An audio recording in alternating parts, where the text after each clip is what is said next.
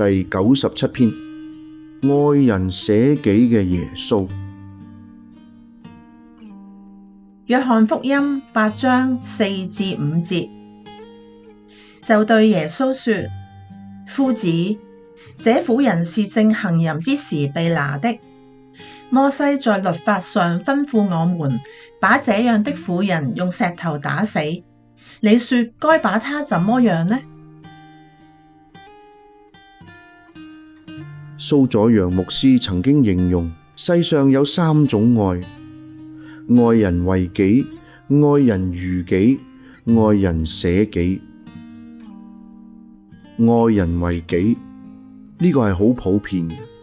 你付出愛，同時亦都係為咗自己嘅益處。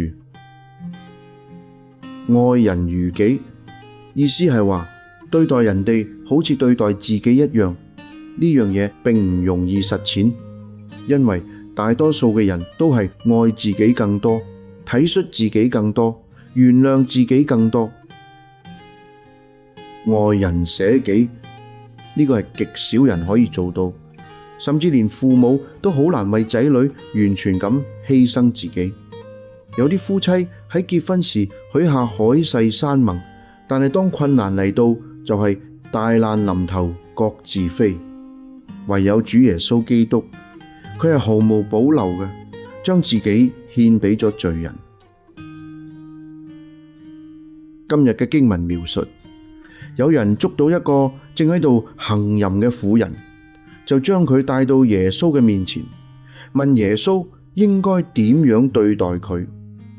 按照經文嘅推論同埋猶太人嘅法律，只要證明呢個婦人係犯咗姦淫嘅罪，係可以用石頭當場將佢打死。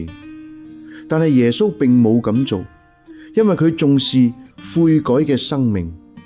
耶穌冇叫人打死佢，但係卻勸導佢以後唔好再犯罪啦。